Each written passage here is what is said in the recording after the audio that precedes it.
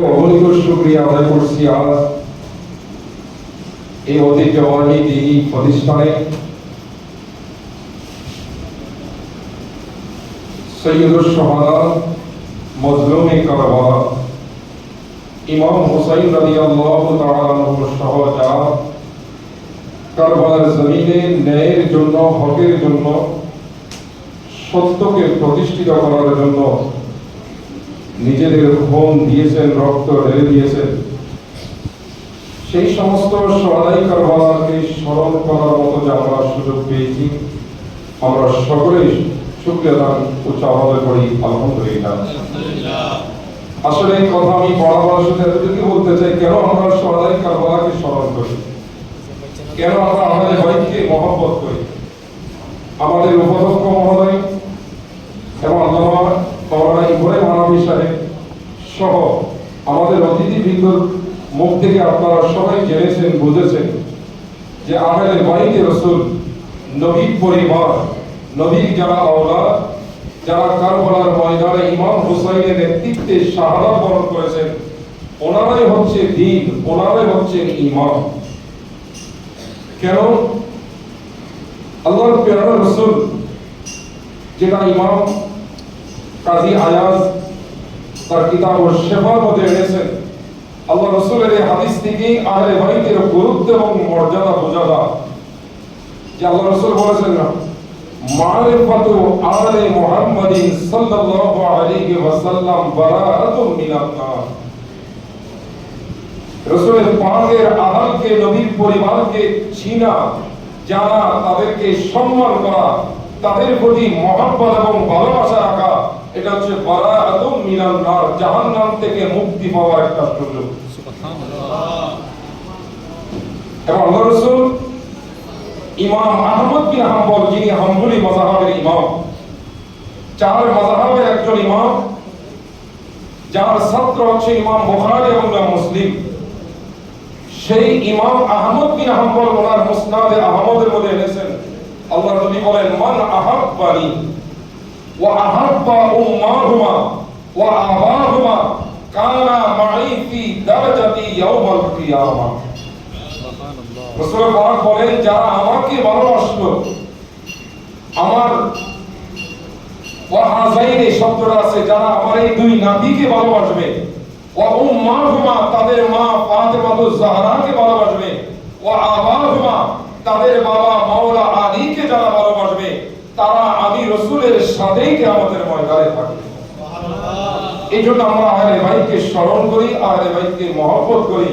শেষ কথা হচ্ছে এটাই, সেই শহীদ কারবালার স্মরণে আশুরার তাৎপর্য শীর্ষক আলোচনার সভা আমি এতটুকু বলতে চাই যে ইমাম হুসাইন ময়দানে কারবালা, নবীর পরিবার, নবীর সাহাবায়ে কেরামরা সেই দিন যারা রক্ত দিয়ে শাহাদাত বরণ করে যেই শিক্ষা আমাদেরকে দিয়েছেন, সেটা হলো অন্যায়ের বিরুদ্ধে থাকার জন্য, ভুলের বিরুদ্ধে থাকার জন্য, সত্য এবং ন্যায়কে প্রতিষ্ঠিত করার জন্য নিজেদের জান মাল সর্বোচ্চ দিয়ে যে চেষ্টা করতে হবে, সেই শিক্ষাই কারবালার ময়দান থেকে আমাদেরকে নিতে হবে।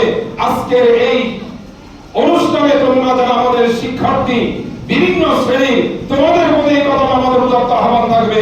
কারবালার শিক্ষা হচ্ছে ন্যায়ের পক্ষে থাকতে হবে, অন্যায়ের বিপক্ষে থাকতে হবে, মজলুমের পক্ষে থাকতে হবে, জালেমের বিপক্ষে থাকতে হবে। এটাই হচ্ছে কারবালার শিক্ষা, আশুরার শিক্ষা। সেই শিক্ষা গ্রহণ আমাদের সবাইকে নিতে হবে। আমরা কি একমত? একমত। হাত তুলে বলুন, আমরা কি একমত? একমত। আমরা কি ন্যায় এবং সত্যের পক্ষে আছি না নাই? আছি। জোরে বলুন, আমরা আছি না নাই? আছি। যারা জালিম, যারা অত্যাচারী, যারা ষড়যন্ত্রকারী, যারা মাযহাব, মিল্লাত, দেশ এবং আমাদের দ্বীনি মাদ্রাসা শিক্ষার বিরুদ্ধে যারা ষড়যন্ত্র করবে, আমরা ওটার পক্ষে নই। আমরা মাদ্রাসার শিক্ষার উন্নয়নের পক্ষে। আমরা চাই মাদ্রাসা থেকে সত্যিকারের আলেমে দ্বীন বেরিয়ে আসুক। আমরা চাই মাদ্রাসা থেকে সত্যিকারের মুহাদ্দিস, মুফাসসির, ফকিহ, মুফতি বের হোক, যারা সমাজ এবং রাষ্ট্রকে সত্যিকারের কোরআন সুন্নাহর মাধ্যমে সঠিক দিক নির্দেশনা দিবে, এমন জাতি আমরা কামনা করি, এমন জাতি আমরা আশা করি। কি বলো, ঠিক কিনা? জোরে বলো ঠিক কিনা?